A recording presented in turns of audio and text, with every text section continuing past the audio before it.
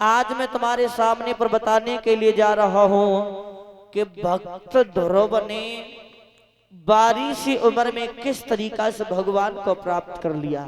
और महाराज ध्यान रखना, इस दुनिया में मनुष्य की योनि में जन्म लेने के बाद अगर भगवान का भजन नहीं कर पाओ तो महाराज इससे बड़ा कोई पाप नहीं है।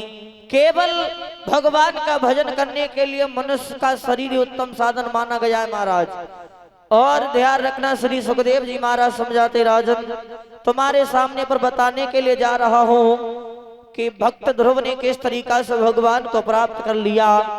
तो जब महाराज भक्त ध्रुव के महाराज अयोध्या में जो निवास करते थे महाराज उत्तानपाद, तो उत्तानपाद महाराज की पत्नी जो थी जिनका नाम था मैया सुनीति, और सुनीति जो थी भगवत श्रोता बहुत ही पतिव्रता स्त्री थी मैया। तो धीरे धीरे समय व्यतीत हो जाने के बाद मैया के उधर से जब कोई संतान पैदा नहीं हुई तो महाराज को बहुत कष्ट हुआ। विचार करते हैं, प्रभु हमें ये कौन से जन्म के कर्म देखने के लिए मिल रहे हैं कि हमारे घर में कोई संतान पैदा नहीं हुई। तो आज मैया ने अपने हृदय सम्राट को अपने पास में बुलाया, जवाब दिया है, महाराज आप तो अपने राजपाट को चलाने में लगे रहते हैं, तुम्हें कोई चिंता नहीं है कि हमारे घर में कोई संतान पैदा नहीं हुई। आज मैया दोनों हाथ जुड़ करके महाराज से दुखी होकर के आंखों में सुधारा भर के समझाए कि बोली, महाराज सुनो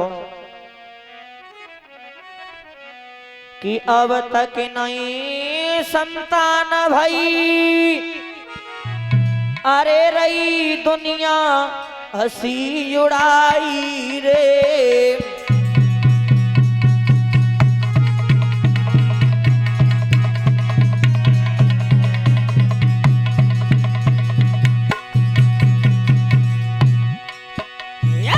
अब तक नहीं संतान भई, रही दुनिया हंसी उड़ाई रे।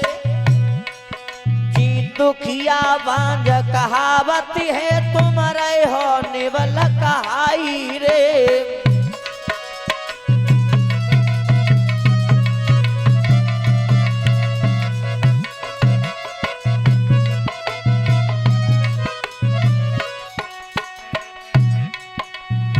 महाराज हमारे उधर से किसी भी संतान ने जन्म नहीं लिया, तो जब हम बाहर घूमने को जाते हैं महाराज तो दुनिया के लोग हमारे और तुम्हारे बारे में भगवान बहुत बुरा भला सोचते हैं। आपको निबल मुझे बाज बताते महाराज क्या करें।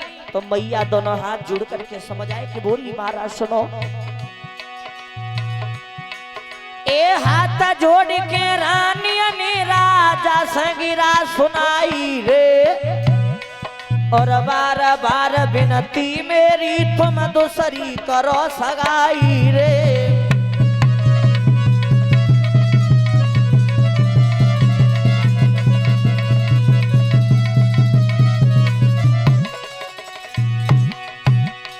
बार बार विनती तुमसे तुम दूसरी करो सगाई रे। और वेद व्यास की कथा दादा गुर पप्पू मोई सिखाई रे।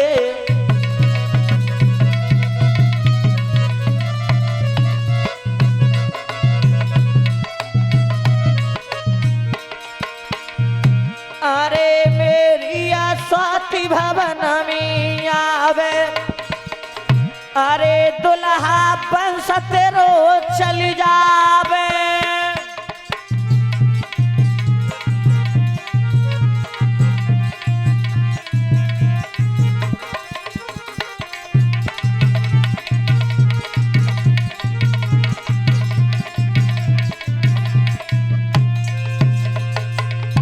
आज मैया सुनीति ने दोनों हाथ जोड़े, जवाब दो महाराज हमारी तुमसे दोनों हाथ जोड़ करके बार बार विनती है कि मेरे तो कोई संतान पैदा नहीं हुई, लेकिन महाराज मेरी विनती है कि तुम दूसरा विवाह कर लीजिए महाराज, दूसरा विवाह। और महाराज उत्तानपाद ने भगवत श्रोता जैसे दूसरे विवाह की सुनी, महाराज दबाव दे करके बोले, भद्रे तुम ये क्या कह रही हो, दूसरे विवाह की? जवाब दिया महाराज हाँ।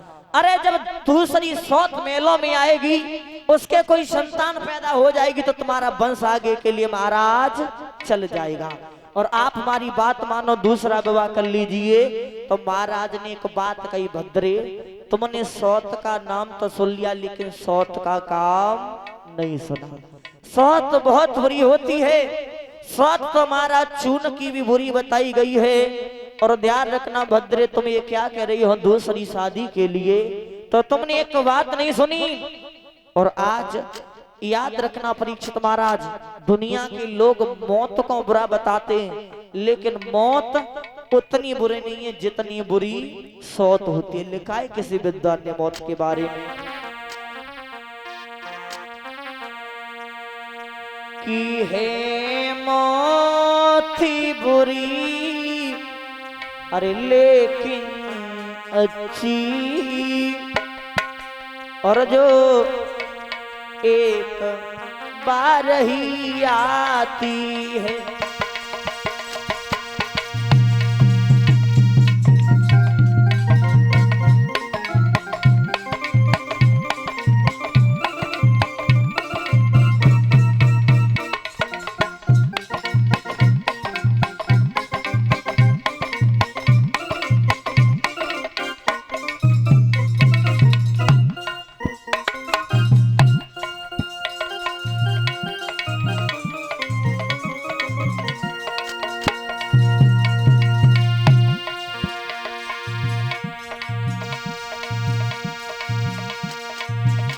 लिखते हैं, है मौत बुरी लेकिन अच्छी, जो एक बार ही आती है। पर सौती मौत से बहुत बुरी, छाती दिन रात जलाती है।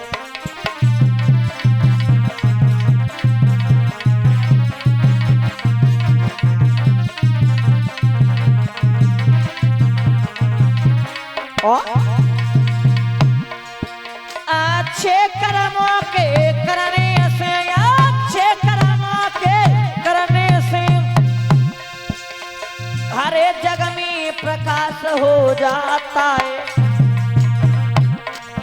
और सौती को घर में लाने से, अरे सौती को घर में लाने से घर का विनाश हो जाता है।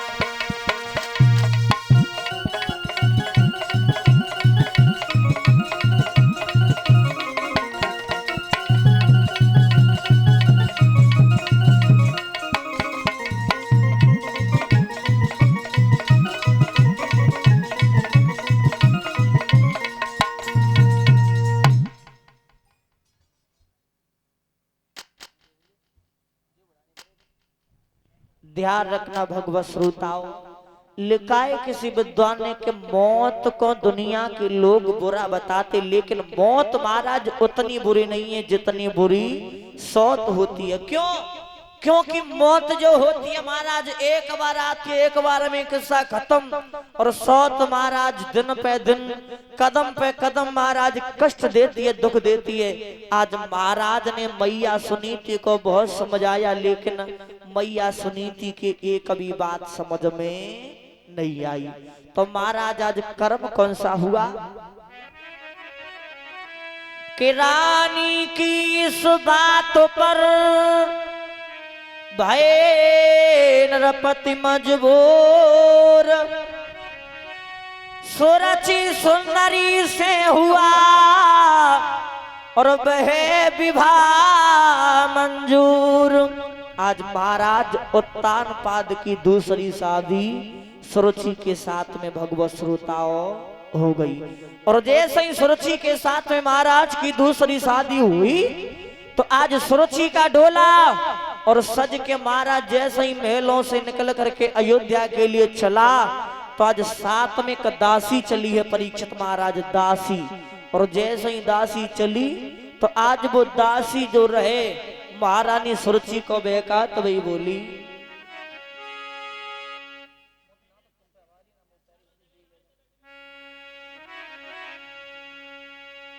बहका तो वही, अरे मार्ग चलती रानियों को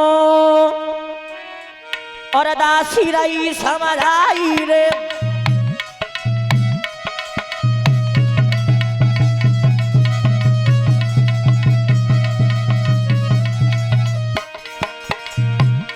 अरे मारग चलती रानिया को और दासी रही बेकाई रे। और अयोध्या के बाद राजा ने और तो संग करी सगाई रे।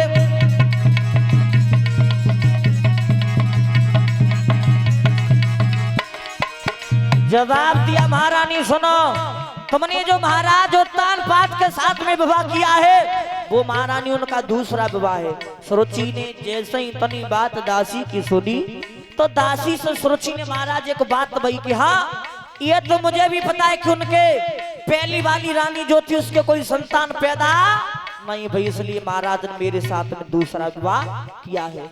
इसमें कहने वाली बात कौन सी है? तो सुरुचि से वो दासी समझ आए कि बोली महारानी रुक जाओ, जो कहने वाली बात है वो मैं तुम्हें बता रही हूँ। बोली अरे अयोध्या के महाराजा ने और तो संग करी सगाई रे। और एक चौथी के महल रहे। अरे तेरी सौती जो भवन रहे नहीं बेटा सखी जाई रे।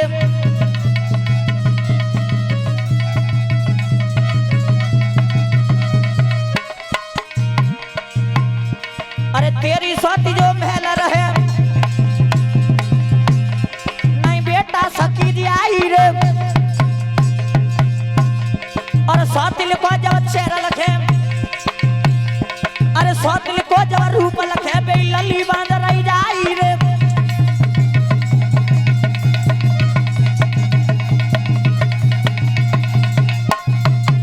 सुरुचि से दासी ने जवाब दिया महारानी सुनो, तुम्हारी जो पहले से एक सौत मौजूद है महलों में उसके कोई संतान पैदा नहीं हुई। और महारानी तुमने जाकर के धोखे से विवाह का चेहरा देख लिया तो उसी की तरह से तुम भी बांझ रह जाओगी। और कर्म कौन सा हुआ? अरे मारेगा चलो तीरानिया को दासी ने न हो बेकाई रे। और बेटा व्यास की कथा दादा गुरु पप्पू मोई सिखाई रे।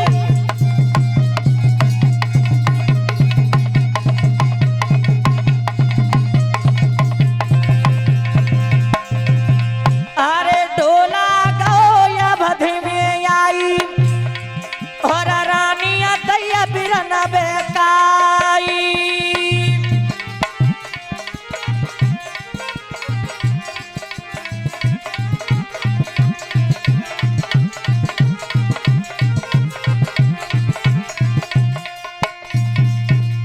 ध्यान रखना भगवत श्रोताओं, आज मैया सुरुचि को दासी ने बहका करके जवाब दिया कि महारानी मेरा तो बस कहने का काम है। मैं तुम्हें बता रही हूँ महारानी, तुम्हारे महल में जो पहले से एक सौत मौजूद है उसके कोई संतान पैदा नहीं हुई। अगर जाकर के तुमने धोखे से भी उसका चेहरा देख लिया तो महारानी उसकी तरह से तुम भी बाँझ रह जाओगी।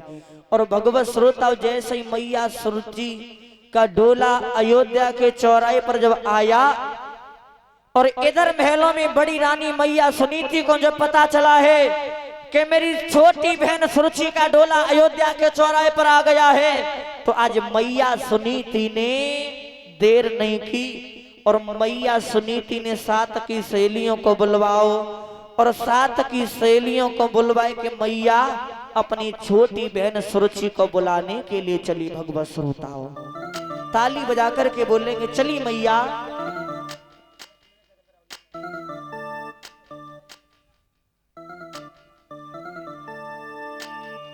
चली है मैया। अरे मेरी आई गई है साथी द्वार और बहन चली सौतिल कोरी ले आवी। अरे मेरी आई गई है साथी द्वार।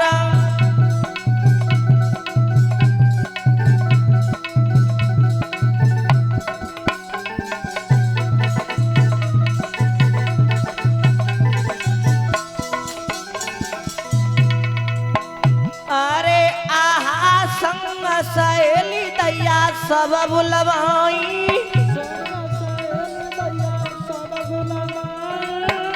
अरे संग सहेली सब बुलवाई,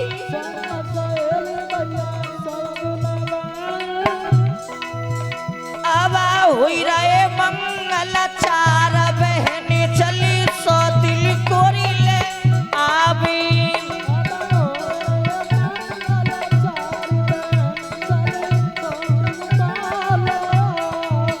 मेरी आई गई है सौती दुआर दीदी चली सौतिल कोरी ले आवी।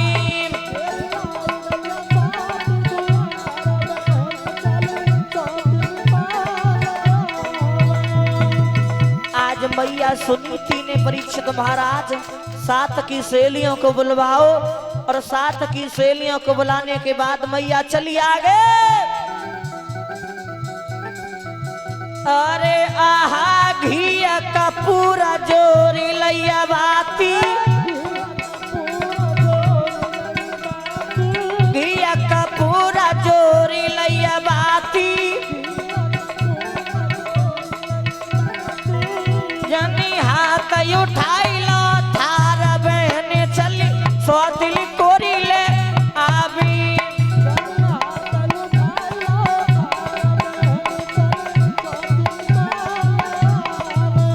मेरी आई गई है सौती दुआर बहने चली सौतिल कोरी ले आवी।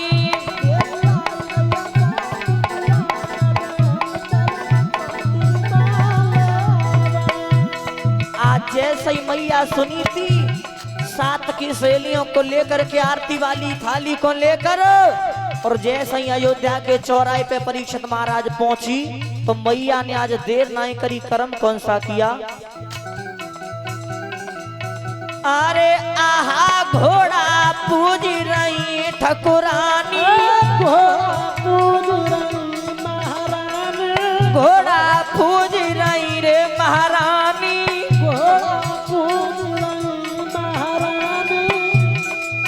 जनी लोटा दीनोई धारी बहने चली सौतिल कोरी ले आवी,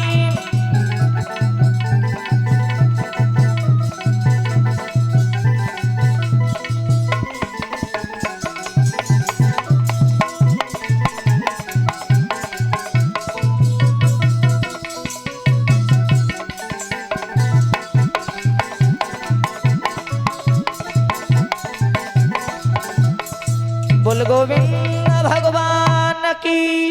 आज ध्यान रखना भगवत श्रोताओं, मैया सुनीति की सात की सहेलियों को लेकर के और अयोध्या के चौराहे पे जैसे ही सुरुचि के डोला के पास में मैया पहुंची तो मैया ने पर्दा हटाओ, जवाब दो बहन, हम तुम्हें बुलाने के लिए आई हैं, तुम हमारे साथ चलो, साथ चलो हमारे। और जैसे ही पर्दा हटाया सुरुचि ने देखा, जवाब दिया कौन। मैया सुनीति दोनों हाथ जोड़ करके बोली, बहन मैंने एक संतान की खातिर महाराज का दूसरा विवाह करवाया है, तो मेरी बात मानो, उस महल में चलो। और सुरुचि ने जो इतनी बात सुनी परीक्षित महाराज, सुरुचि बोली तू कौन है, तू मेरी बहन कैसे हो सकती है। और एक बात याद रखना, जब तक तू इस महल में रहेगी तब तक मैं इस महल में कदम भी नहीं रखूंगी। और जैसे मैया सुनीति ने भगवत श्रोता इतनी बात सुनी, मैया मन में बहुत दुखी हुई, विचार किया बारे परमात्मा, एक संतान की खातिर तो मैंने दूसरा विवाह करवाया था, लेकिन ये भी इस महल में जाने को तैयार नहीं है। उसी समय महाराज तानपाद सामने पे आकर के खड़े हो गए। तो सुनीति से महाराज ने एक बात कही, भद्रे हमने तुम्हें कितना समझाया था कि दूसरा विवाह मत करवाओ, मत करवाओ, सौत बहुत बुरी होती है, तुमने हमारी बात नहीं मानी। तो आज मैया सुनीति परीक्षित महाराज सुरुचि से दोनों हाथ जुड़ करके समझा करके बोली, बहन तू मेरी एक बात सुन। बोली मैया कि तुम चलो संभालो जा घर को, अरे मैं तेरी दासी बन जाऊंगी।